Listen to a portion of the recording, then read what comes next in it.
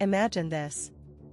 It's just past midnight, and your phone buzzes on the nightstand, pulling you out of a half-dream. You squint at the screen, heart skipping a beat when you see the name, your brother. The same brother who, a year ago, laughed in your face when you poured your heart out about your anxiety.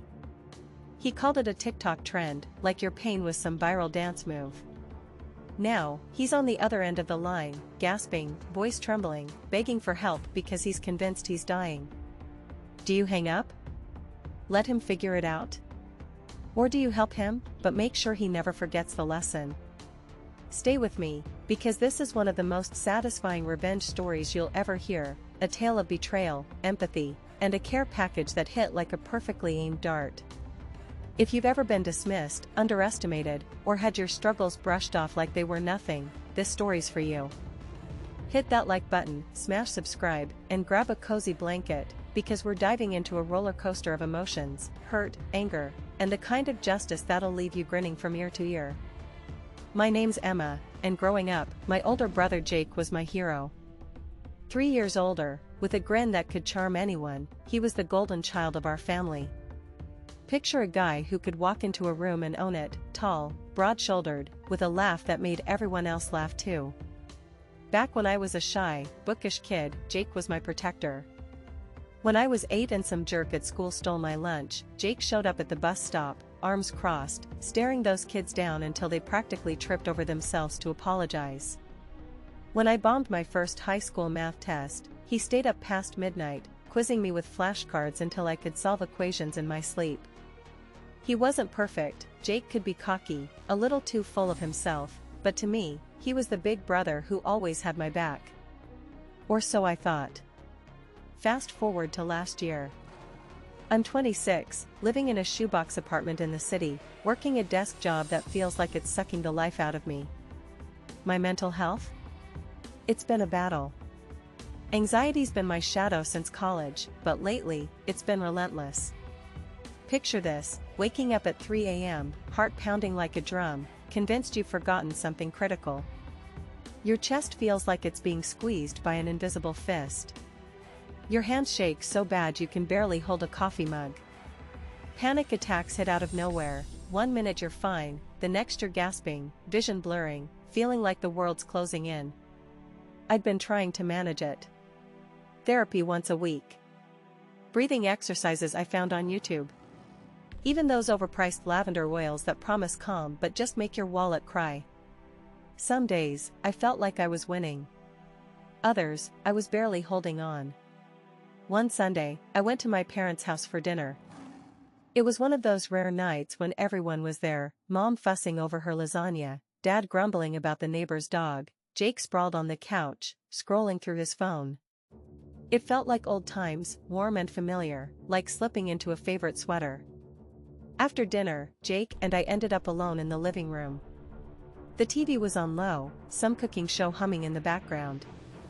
I don't know why I decided to open up. Maybe it was the comfort of the moment, or maybe I was just too tired to keep pretending I was fine. I took a deep breath, my hands twisting in my lap, and said, "Jake, this week's been rough. My anxiety's been kicking my butt. I'm just struggling." I waited, expecting something, anything. A nod. That sounds tough. Even an awkward subject change would have been fine. But Jake? He didn't even look up from his phone. He just snorted, rolled his eyes, and said, "Everyone's anxious these days. It's just trendy now because of TikTok." His voice was sharp, dripping with sarcasm, like I'd just told him I was into astrology or vegan smoothies. The air sucked out of the room. My face burned, hot and prickly, like I'd been slapped. My hands clenched, nails digging into my palms until they left tiny crescent marks. I wanted to scream. A trend? You think this is a game? You think I'm faking this? But my throat locked up, and all I could do was stare at the carpet, counting the threads to keep the tears from spilling. Jake didn't notice. He just kept scrolling, chuckling at some stupid meme. That moment, it broke something. Not just my trust in him, but this fragile hope that my big brother still saw me, still cared. I felt small, invisible, like my pain was just a joke to him. I didn't say another word that night. I grabbed my coat, mumbled a goodbye to my parents, and drove home with my jaw clenched so tight it ached. In my apartment, I curled up on my couch, the hum of the city outside my window, and cried. Not loud sobs, but those quiet, angry tears that burn your cheeks. I kept replaying his words, "It's just trendy now."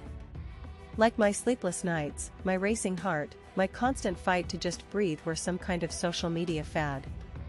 I felt betrayed, not just by Jake, but by the idea of who I thought he was. After that, I built a wall. I stopped texting Jake about anything real. No more late-night rants about work. No more sharing dumb inside jokes from our childhood. When he called, I kept it short. "Hey, how's it going?" he'd ask, all casual, like nothing had happened. "Fine," I'd say, my voice flat. He'd ramble about his new promotion, his fantasy football team, or some party he went to. I'd say cool or sounds fun and hang up as soon as I could. My parents noticed the distance. "Why don't you and Jake talk anymore?" Mom asked once, her brow furrowed. I just shrugged. "How do you explain that your brother turned your heart into a punchline?" Meanwhile, my anxiety didn't care about family drama. It kept showing up, uninvited, like a guest who overstays their welcome.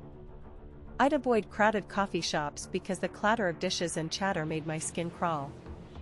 I'd lie awake, the ticking of my clock sounding like a countdown to some unknown disaster. But I was learning to fight back. I found grounding exercises online. Name 5 things you can see, 4 you can touch, 3 you can hear. They helped, sometimes. I started journaling, scribbling my fears until they felt less like monsters. I even splurged on a weighted blanket, this heavy, cozy thing that felt like a warm hug. It wasn't a cure, but it was a lifeline. Jake, though? He was living his best life. He got a fancy new apartment downtown, with floor-to-ceiling windows and a view that screamed I've made it. He bought a sleek black car that probably cost more than my rent for a year. He started dating this woman, Lauren, who looked like she stepped out of a fashion magazine, perfect hair, perfect smile, perfect everything. Every time I saw his posts online, grinning in a tailored suit, clinking glasses at some rooftop bar, my stomach twisted. Not jealousy, exactly. Resentment. Why did he get to glide through life while I was fighting just to get through the day? And why did he get to judge me for it? Months passed, and the distance between us grew. I threw myself into work, into therapy, into building a life that didn't feel like it was crumbling. I started a blog, nothing fancy, just a place to write about living with anxiety. It was anonymous, but it felt good to put my thoughts out there, to know someone might read them and feel less alone. I made new friends, people who got it, who didn't roll their eyes when I said I was having a bad day. Slowly, I was finding my footing. But Jake? He was still a ghost in my life, a reminder of what I'd lost. Then, one night, everything changed. It was just past midnight, and I was half asleep, my phone buzzing like an angry bee on my nightstand. I groaned, assuming it was a spam call, but the screen said Jake. My stomach dropped. Jake never called this late. I answered, my voice thick with sleep. "Hello? Em?" His voice was barely a whisper, trembling like a leaf in a storm. I think I'm dying." My heart stopped. He was gasping, words spilling out in a frantic rush. "My chest, it's so tight. My heart's racing. I can't breathe. What's happening to me?" I sat up, wide awake, my own pulse hammering. I knew those words. I'd lived them. Jake was having a panic attack. Part of me, the angry, hurt part, wanted to snap, "Oh, so now it's real? Not just a TikTok trend?" But then I heard the raw fear in his voice, the kind that makes your bones ache. It wasn't just Jake. It was the kid who'd stood up for me at the bus stop, the one who'd stayed up late with flashcards. I couldn't let him drown. "Jake, listen to me," I said, forcing my voice to stay calm. "You're not dying. You're having a panic attack. I'm here, okay? Just focus on my voice. I walked him through the grounding exercises I'd memorized. Look around. Name 5 things you can see. He stammered, lamp, couch, TV, rug, phone. His breathing slowed, just a fraction. Good. Now 4 things you can touch. We went through it, step by step, for almost an hour. I sat cross-legged on my bed, the city lights flickering through my window, talking him down like I was guiding a plane through a storm. By the end, his gasps had turned to shaky breaths, and he whispered, I think I'm okay now. I stayed on the phone until he was calm, my own heart pounding from the adrenaline. When we hung up, I collapsed back onto my pillows, staring at the ceiling. My apartment was silent except for the faint hum of the fridge. I was exhausted, but also angry. Not at Jake, not exactly. At the unfairness of it all. I'd needed him, and he'd laughed. He'd needed me, and I'd saved him. Why did it feel like I was still the one losing? The next morning, I woke up with a fire in my chest. Not rage, but something sharper. Determination. Jake's call had cracked open a truth, he didn't get it. Not yet. But I could make him. Not by yelling or cutting him off, but by giving him exactly what he'd mocked, empathy, wrapped in a bow so petty it'd burn. I spent the day planning, my mind buzzing with ideas. I went to the store, weaving through aisles like I was on a mission. I picked out a box of chamomile tea, the kind that helped me sleep on restless nights. A soft leather journal, perfect for untangling spiraling thoughts. And the star of the show, a weighted blanket, just like mine, in a soothing gray that screamed calm vibes. I wrapped each item in tissue paper, like I was gifting a prince. Then came the cards. I grabbed pastel stationery and a glittery pen, channeling every ounce of sarcasm I had. On the tea, I wrote, "Welcome to the trend. Sip away your influencer vibes." On the journal, "Influencer tier unlocked. Jot down your trendy thoughts." On the blanket, "This season's anxiety starter pack. TikTok approved." I tied the box with a satin ribbon, my hands shaking with a mix of nerves and glee. This wasn't just a gift. It was a mirror, held up to Jake's face. A reminder that the pain he'd dismissed was real, and that I'd been the one to pull him through it. I dropped the package at the post office, my heart racing as I handed it over. Driving home, I couldn't stop smiling, picturing Jake opening it, his smug grin fading as he read those cards. For the first time in months, I felt powerful.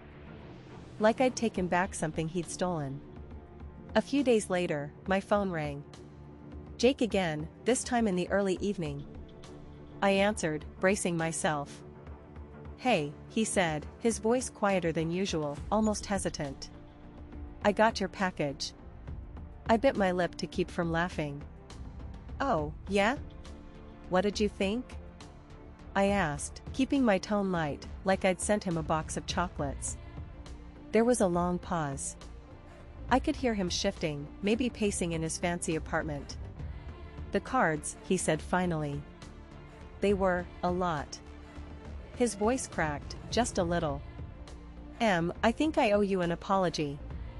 My heart did a weird flip, triumph, but also something softer. I stayed quiet, letting him squirm. "I didn't get it," he went on. "What you were going through." I thought. "I don't know, I thought you were just being dramatic." But that night, when I called you, he trailed off, and I heard him take a shaky breath. I've never been that scared in my life. I thought my heart was going to explode. And you were there. You didn't have to be, but you were. I closed my eyes, picturing him sitting on his sleek leather couch, surrounded by my trendy gifts. The tea, the journal, the blanket, all those things he'd laughed at, now staring him down like a quiet accusation. "Yeah," I said softly. "I was there." He didn't say much after that, just a mumbled thanks and a promise to call again soon. When we hung up, I sat on my couch, clutching a mug of chamomile tea, the steam curling up in the dim light. I let out a breath I hadn't realized I was holding. It wasn't just relief. It was victory. Not the loud, in-your-face kind where you scream and slam doors. The quiet kind, where you give someone exactly what they need, and make them choke on their own words in the process. Looking back, I don't know if Jake's changed for good. Maybe he'll slip back into his old ways, charming and clueless, brushing off what doesn't fit his perfect life. But something tells me that night, and that package, left a mark. I picture him using that blanket, maybe even writing in that journal, and every time he does, he'll think of me. Not just as his little sister, but as the one who showed him what strength really looks like. Sometimes, the best revenge isn't tearing someone down.